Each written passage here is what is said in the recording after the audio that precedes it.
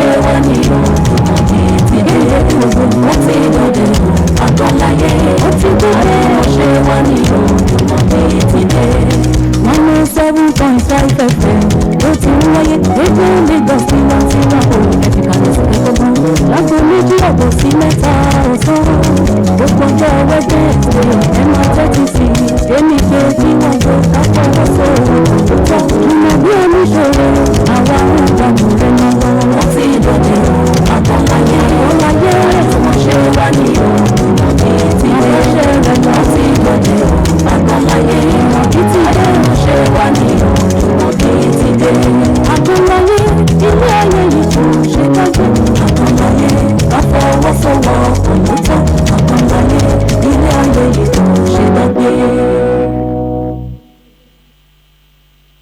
Lẹ́tọ̀ pẹ̀lú Jumobi Omisore lórí Radio Lagos 107.5 FM tiwantiwa mo ní ẹ káàsán ẹ káàárọ̀ ẹ kú ìrọ̀lẹ́ ní gbogbo òbí tẹ̀ tí láǹfààní àti máa gbọ́ ìkànnì Radio Lagos ṣe ṣáà pé bílẹ̀ ṣe ń ṣú níbì kan nílẹ̀ mọ́ níbì kan mo ní àkú àti ìlú àwẹ̀ fún gbogbo àwọn ọmọ ìyá wa nínú ẹ̀sìn ọlá ẹ̀yin mùmínì àti mùmínì òdodo bẹ́ẹ̀ náà ni kí n máa kí àwọn ọmọ ìyá wa kejì ìyẹn àwọn Kristẹni wípé àwa náà àkú lẹ́ǹtì tó ti ń lọ yí gbogbo ẹ̀wọ̀nù ara wọn náà ni tó bá jẹ́ ọ̀túnla ní ìsìn a máa ṣe Good Friday of the Monday àti ṣe Easter náà nìyẹn àwàtàláwẹ̀ náà ó ń lọ díẹ̀díẹ̀ náà nìyẹn ṣe ti mọ̀ lórí ètò yìí Agan Laye lẹ́tọ̀ pẹ̀lú Jumobi Omisore mo ní lọ́sàn-án yìí mo máa gbẹ́ran ńlá wá fún yín o èèyàn tí mo mú wá òdú ní kò kí ń ṣàìmọ̀ fọlọ́kọ níbi abala làmìlaka mi lọ́sàn-án yìí ìwọ̀n ńlá gidi ni ìwọ̀n mi ẹja ńlá gidi ni àwọn mi gbé nítorí wípé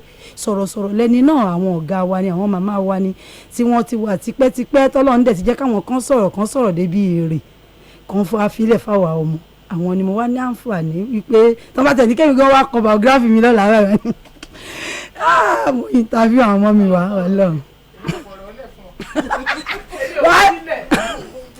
aláìwọ̀n lè fọ̀rọ̀ lẹ̀ ẹ̀ tí ẹ̀ nílé fọ̀rọ̀ lẹ̀ ni. ọlọ́run má jẹ́ sórí ibú yín ṣe fọ̀rọ̀ lẹ̀ lẹ́yìn ọba sọ̀rọ̀ ọmọ yìí ṣe dá ẹ̀ èmi ò fọ̀rọ̀ lẹ̀ o èmi wà lẹ́nu ọ̀rọ̀ ni o I spoke it o. you speak it and you sparkle it.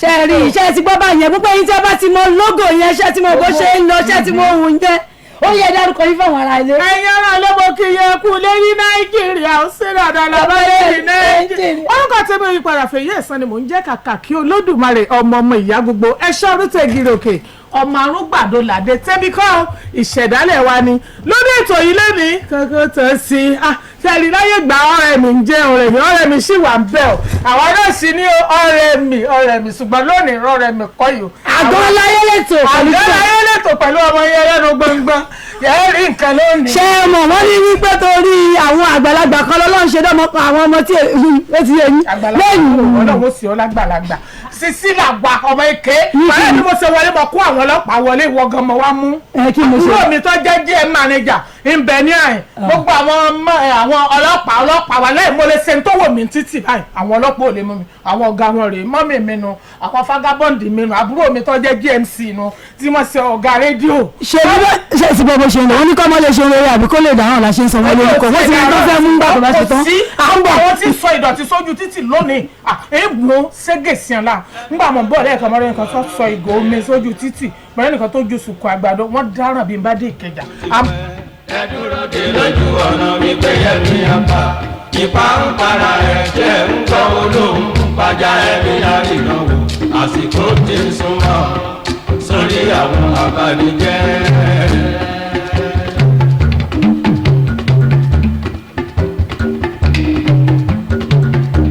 ẹyẹ tó ti kúrò lórí igi ilẹ̀ ń tafà fún igi ti dá. ọlọ́run máa ní níwà gbèsè o àti dòjì bàbá afẹ́fẹ́ lóde bó ṣe kí araba ló fojú dàtẹ̀gùn ó ń lọ nìyẹn àìrò tẹ́lẹ̀ tó máa wó ṣubú.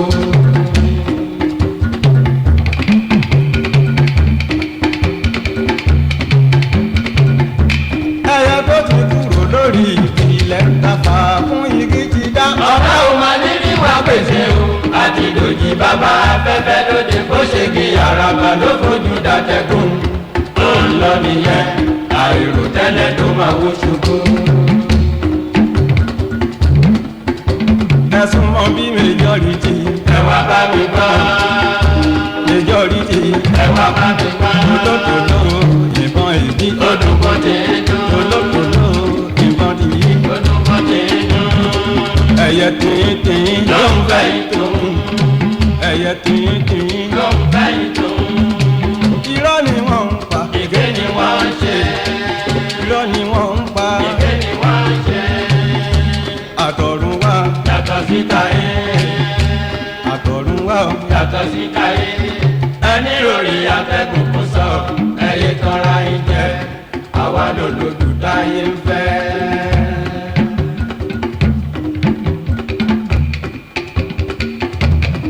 Mo gbàre mi dé. Ṣẹ́wẹ́lẹ́ rẹ̀ pẹ́wẹ́lẹ́. Mo gbàre mi dé. Ṣẹ́wẹ́lẹ́ rẹ̀ pẹ́wẹ́lẹ́. Ení bí ení. Ṣẹ́wẹ́lẹ́ rẹ̀ pẹ́wẹ́lẹ́. Èjì bí èjì. Ṣẹ́wẹ́lẹ́ rẹ̀. Mọ́ pẹpẹ jẹ́ tòmátò tí ó ní èròjà ọbẹ̀ bíi tàtàṣé, báwà, àlùbọ́sà àti atarodo nínú. Ó dára láti fi ṣe omi ọbẹ̀, ẹ̀fọ́ rírò, àsáró, ata díndín àti jollof rice. A tún lè lò ó fún souvenir fún àwọn ìnáwó wa. Kò roni lára rárá láti lò. Stress free ni mọ́ pẹpẹ. Ó ta níwọ̀nba, ó pọ́n, ó rẹ̀ dòdò. Ó wà nínú ìwé pélébé 500 gram àti 700 gram. Fún títà tàbí ẹ fẹ́ jẹ́ alágbàtà wa, ẹ pè wá sórí ẹ̀rọ ìbánisọ̀rọ̀ yìí 0704 4224 7984 lẹ́ẹ̀kan sí 0704 424 7984. Ìkẹjà Chamber of Commerce and Agriculture ń pe gbogbo ẹ̀yin tí ẹ nífẹ̀ẹ́ sí iṣẹ́ àgbẹ̀ láti ṣe ìforúkọsílẹ̀ pẹ̀lú 20,000 naira kí ẹ sì gba èrè 50% lórí owó tí ẹ fi dáko lásìkò ìkórè lẹ́yìn oṣù 6. Iṣẹ́ àgbẹ̀ kì í kùtà, o lè fi ṣe òwò àṣejèrè. Láti mọ̀ sí nípa ètò iṣẹ́ àgbẹ̀ lọ́nà ìrọ̀rùn ti Ìkẹjà Chamber of Commerce, Industry and Agriculture ICCIA, ẹ pè kábíyèsí òwúrọ̀ làwà sórí 0906 638 7674 lẹ́ẹ̀kan sí 0906 638 7674. Jẹ́ àǹfààní èrè gọbọi lórí iṣẹ́ àgbẹ̀ pẹ̀lú ICCIA scheme yìí. Àgbẹ̀ lọ́ba. Bí ọdún mẹ́jọ kò ní. Royal pop lollipop. La la la la la, ọmọdé la, àgbàlá, everybody la. Daddy mo fẹ́ lollipop, strawberry real pop lèmi fẹ́. Èmi náà máa gba mango real pop sí. Rárá o, ẹyọ kan ló máa gbé. Èmi jà sí i bẹ́ẹ̀ ṣe ń fẹ́ pọ́ngilá strawberry real pop, mango real pop, passion àti white apple. Àwọn sweet aládùn táwọn lè ṣàfẹ́rí rẹ̀ látọdún 2017. Ṣúgà àwọn ò pọ̀ jù, ọ̀nà 4 ló pín sí. Lílá ẹ̀ máa la gbogbo ẹ̀ lálàáfíà. Àmọ́ omi lèmi fẹ́ mu. Royal Park water 75 cl, 50 cl àti 30 cl. Royal Park water gbogbo ẹ̀ ni wọ́n rọ lábẹ́ ìmọ́tótó iṣẹ́ ìwádìí. Sweet real pop ó ṣe é lá fọmọdé, ó ṣe é lá fàgbàlagbà. Òun ni kẹ́ ẹ jẹ́ káwọn ọmọ yín yàn láàyò. Ó dára lójú, ìwọ̀n gíráàmù 18 lẹ́yọ kọ̀ọ̀kan láti wé àwọn akẹgbẹ́ ẹ̀. Ó ní gọ́ọ̀mù nínú pẹ̀lú igi tó gùn tó ṣe é gbámú dáadáa. Láti jẹ́ alágbàtà real pop àti Royal Park water, ẹ kàn sí wọn ní nọ́mbà 15 Salamatu Street, Ilasamaja, Lagos. Real pop, lollipop,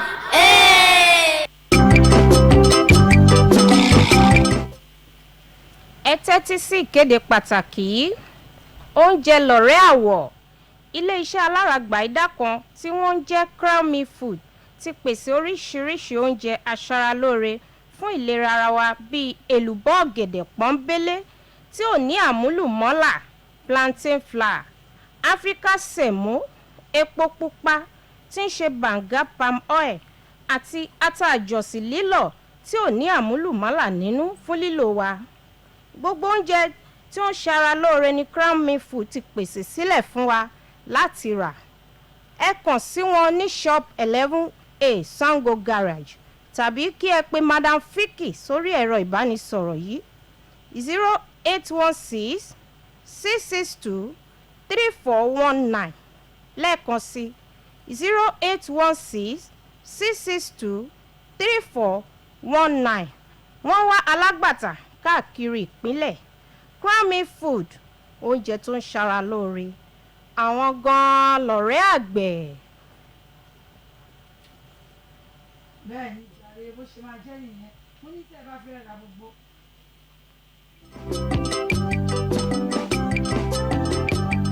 Royal Pop Lollipop. La la la la la, ọmọdé la, àgbà la, everybody la. Daddy mo fẹ́ lollipop strawberry real pop lèmi fẹ́ èmi náà máa gba mango real pop sí rárá o ẹyọ kan ló máa gbé.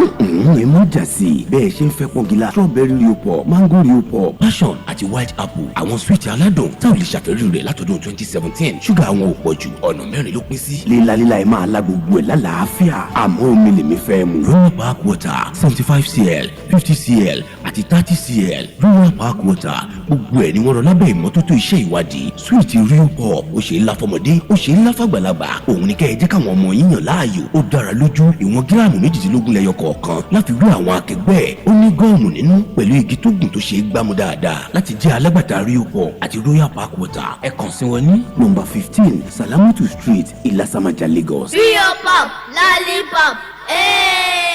Ero Communications alága ìdúró ìjókòó MC fún èyíkéyìí ayẹyẹ tẹ́fẹ́ ṣe wọ́n dáńtọ́ wọ́n mú òde rẹ̀ dùn kò séwu classic alága Jumobi Omisore. Fún alága ìdúró àti alága ìjókòó ẹ pè classic alága sórí 0704 424 7984 0704 424 7984. Èyí ayẹyẹ tẹ́fẹ́ ṣe wọ́n dáńtọ́ wọ́n mú òde rẹ̀ dùn kò séwu classic alága Jumobi Omisore. Bó ti rí bí tó sì ọlọ́run ọmọ máa jẹ́ mú ọṣẹ́. Ògo ní fún ọlọ́run májẹ̀mú lókè ọ̀run orúkọ tèmi ní wòlíì Olúwatóbi ọmọ májẹ̀mú láti inú ìjọ God of Covenant Miracle Ministry tí gbogbo àgbáyé mọ̀ sí ọmọ májẹ̀mú World Outreach. Àṣẹ tí ẹnu mi jáde ó di ọ̀rọ̀ parada ó di èdìdí parada ó di májẹ̀mú ogun aṣoògùn ẹni dílẹ̀ tó tún fẹ́ fi ọjọ́ orí ẹ̀ ṣòfò nínú ọdún yìí kó gbiná sọnù lórúkọ Jésù. Mò ń pe gbogbo ènìyàn sínú ìpàdé agbára kan tí a máa ṣe nínú ìjọ wa ní gbogbo ọjọ́ Thursday tí a ń pè ní àánú lẹ́ẹ̀kan sí. Olúwa fi ìpè àti májẹ̀mú agbára bíi ti gbani rán mi sí gbogbo ẹni tí àánú ti ṣí kúrò lórí wọn wípé òun tún fẹ́ ṣàánú ayé yín ní ọjọ́ Thursday ọ̀sẹ̀ yìí. Ẹ̀mí àwọn wòlíì rán mi sí gbogbo àwọn tí nǹkan ti ń lọ déédéé fún tẹ́lẹ̀ ṣùgbọ́n lójijì ayé fi ìbọ̀dẹ̀ àpáàdì dá nǹkan rú mọ́ wọn lọ́wọ́ tí gbogbo nǹkan fi wá di gbèsè báyìí. Ó ti ń gba iṣẹ́ gidi tẹ́lẹ̀ ọjà rẹ ti ń tà dáadáa tẹ́lẹ̀ ṣùgbọ́n lójijì ọmọ ológo rẹ ti fẹ́ wá máa tọrọ jẹ báyìí ìwọ máa sáré bọ̀ nínú ìpàdé Thursday yìí kí o má bàa ṣẹ̀rú ògo kú. Olúwa sì rán mi sí gbogbo obìnrin tí ayé fi òwe pẹ̀lẹ́ sí wọn nínú tí wọn kò gbọ́pá nílé ọkọ. Irúfẹ́ àwọn obìnrin wọ̀nyí wọ́n máa lóyún lójú oorun ṣùgbọ́n akọ ìbẹ́pẹ ní ayé sọ wọ́n dà nítorí pa ti sí wọn nínú.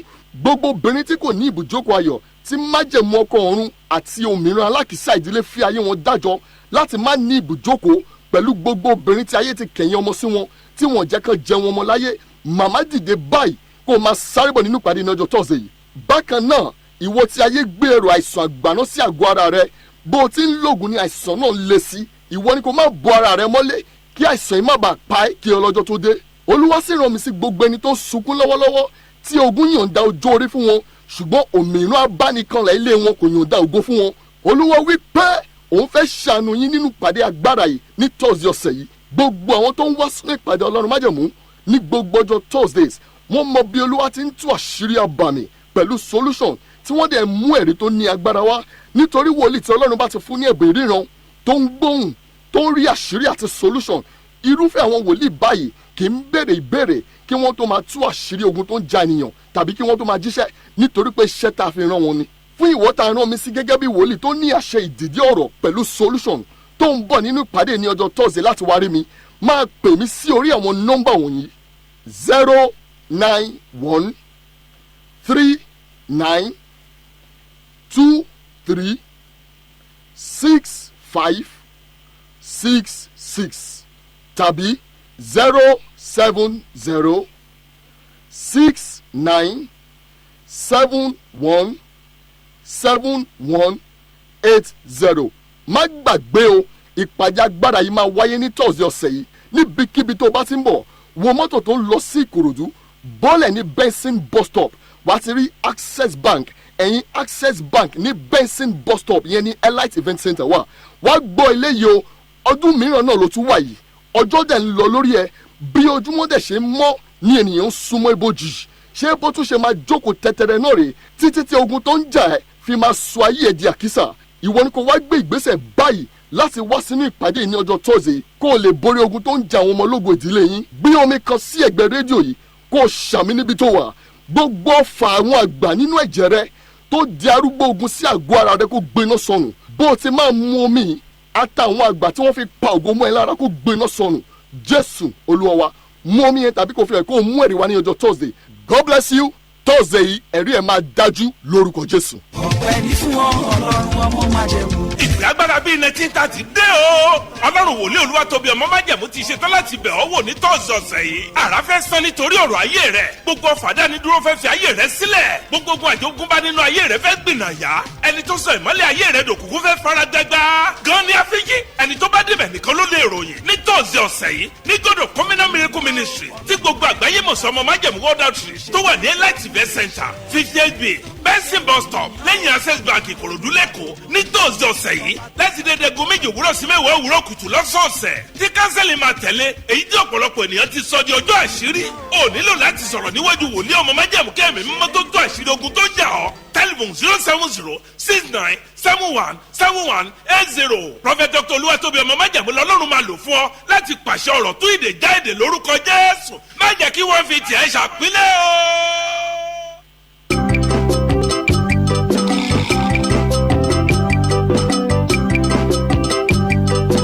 Agan Laye ilé ayé yìí kò ṣe dágbé.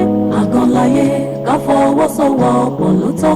Agan Laye ilé ayé yìí kò ṣe dágbé. ẹni jàre Agan Laye lẹ́tọ̀ pẹ̀lú Jumobi Omisore lórí 107.5 FM tiwantiwa. ṣé ẹ gbàgbé wípé àlejò wa ṣì wà nínú ilé agodo pẹ̀lú mi Olúwafẹ́yì Ẹ̀sán ìyá gbogbo àwọn pioneer originated of kí ni wọ́n pè náà ọ̀rẹ́ mi láyé ìgbà yẹn. originated ẹ sábà fẹ́ ìbò fún mo yẹ ìbò lọ́wọ́ yìí ni originator ni wọ́n ń pè originator. ẹ̀yin fúnra wa nígbà tẹ̀ kó ìbò àwọn ìbò yín dé èyí tó ṣe yanrantí ní ètò mẹ́rin. when you are spoke it's English you have to yanrantí ẹ̀ bẹ́ẹ̀ yà bá sọ̀rọ̀ yóò bá yanrantí ẹ̀ kò dáa ẹ̀yin yẹn wá ní olé sẹ́yìn náà gbọ́. ó tójọ́ mẹ́ta àtàgbé wọn lórí rẹ̀ kí ló ṣẹlẹ̀ níbo lẹ lọ.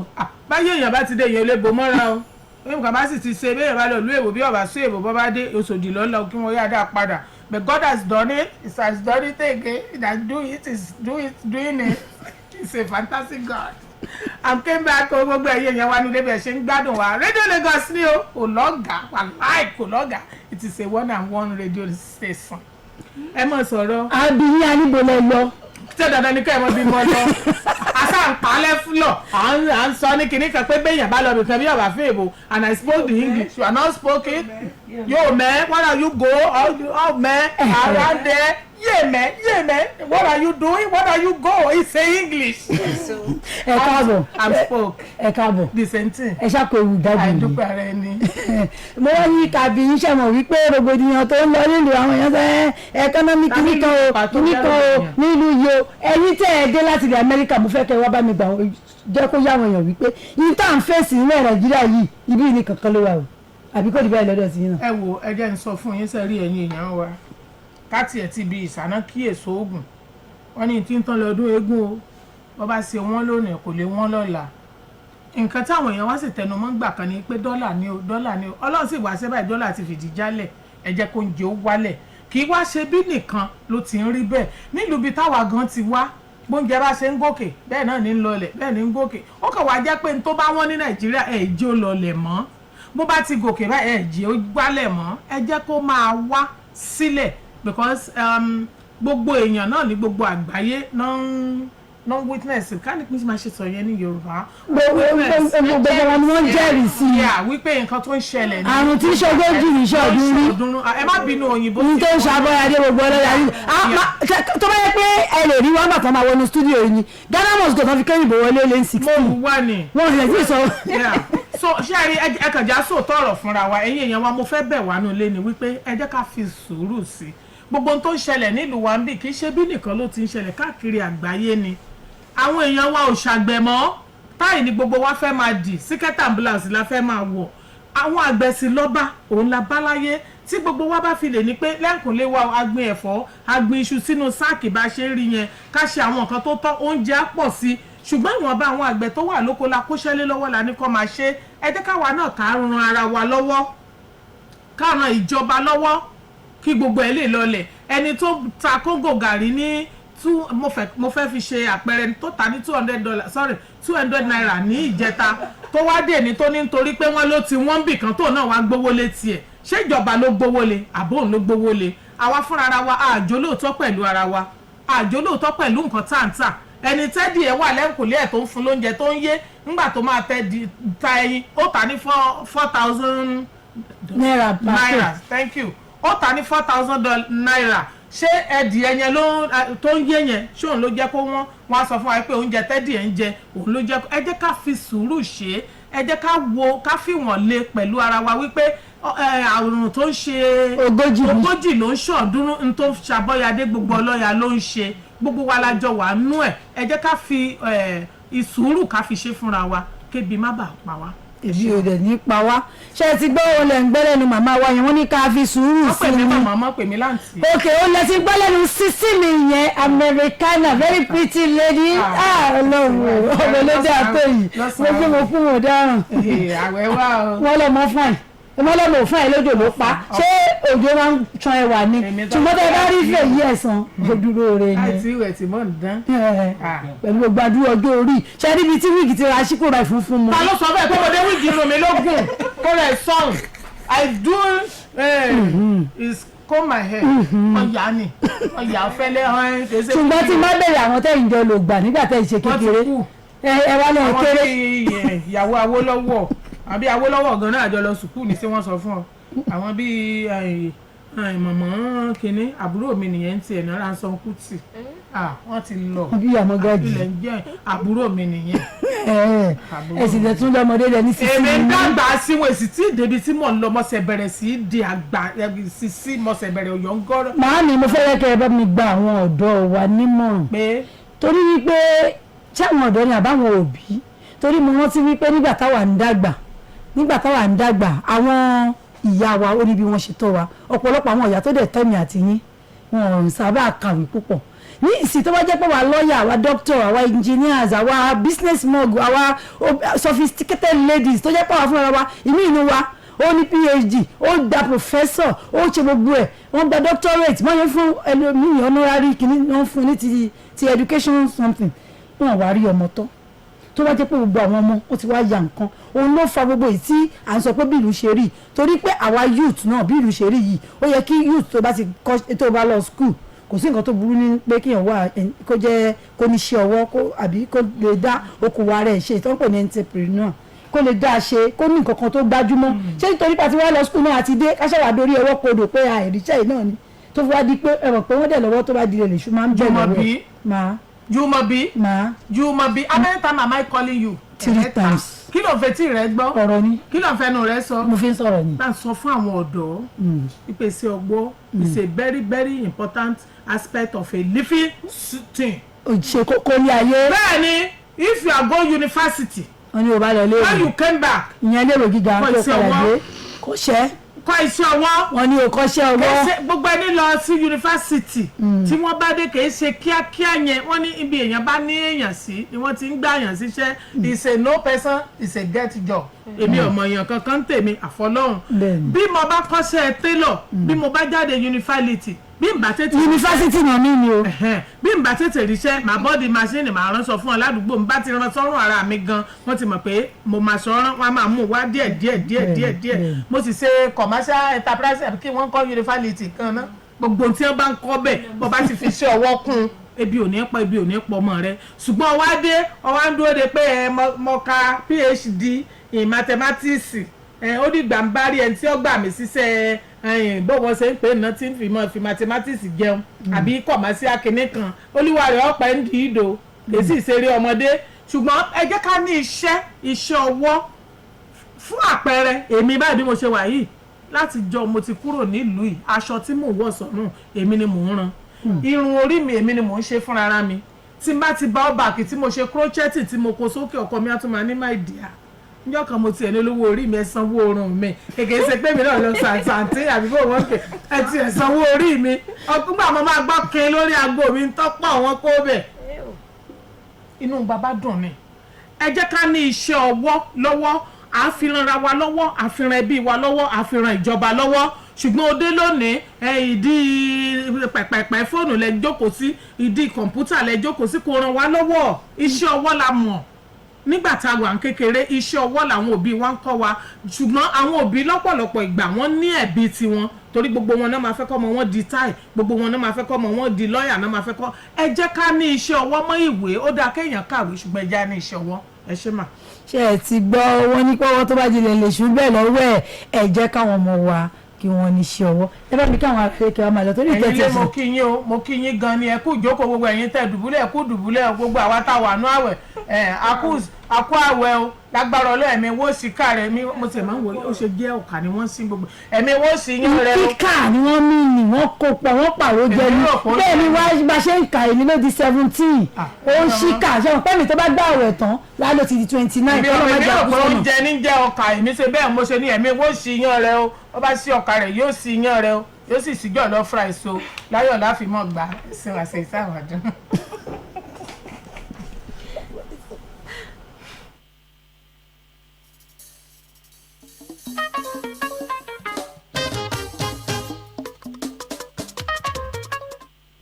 bẹ́ẹ̀ ni jàre olè ti gbọ́ yẹn lẹ́nu àwọn màmá wa Fèyí Ẹ̀sán kẹ́lúkálùkù kò mú tiẹ̀ lò níbẹ̀ torí pé ẹ ò bàbá ṣe máa sọ fúnra wa ó máa ń jo eré ni ṣùgbọ́n kì í ṣeré mo wá ní mi nígbàgbé láti jẹ́ kó yé eyín wípé ẹ̀yin tí Rio Pop ẹ̀ má gbàgbé o ṣe mọ̀ wípé iléeṣẹ́ Royal Foods and Drink Nigeria Limited tí wọ́n kalẹ̀ sí number 15 Salamatu Street Ìlàsàmájà lẹ́kọ̀ọ́ àwọn kan náà ni wọ́n ń ṣe omi Royal Park water gbogbo omi tẹ́ fẹ́ fi ṣe túnú àwẹ̀ ní àbẹ̀wò fẹ́ da alágbàtà ẹ̀ kàn sí wọn ṣé Rio Pop ni wọ́n fẹ́ bá ta ní Rio Pop wà lóríṣìí mẹ́rin tó wà a ní strawberry a ní white apple a ní passion bẹ́ẹ̀ náà la ní mango flavour gbogbo ẹ̀ ló dáa mo ní ẹ lè rà á fún àwọn ọmọ yín kó dàbẹ̀ ṣe ń ṣe táwọn lọ sásàlà tù àbí ṣọ́ọ̀ṣì àwọn tó di Sunday school ẹ̀rọ ẹ̀ha fún wọn ẹ̀rọ sínú lunch box àwọn ọmọ ẹ̀yin náà lè da alágbàtà Rio Pop sweet kẹlọkàn sí wọn wà ní nọ́mbà 15 Salamatu Street Ìlàsàmájà lẹ́kọ̀ọ́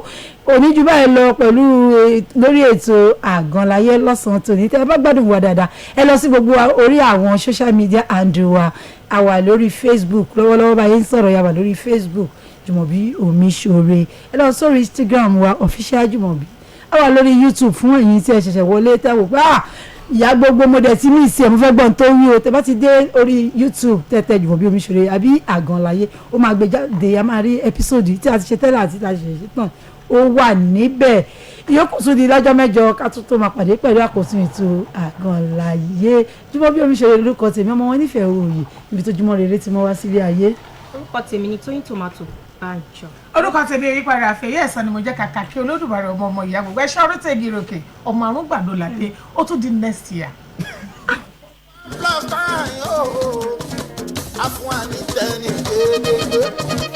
ọ̀nà yòówù kó gbà nílé ayé kó fi wọ́n máa ṣe o ìgbésọ̀ sátì balance rẹ̀.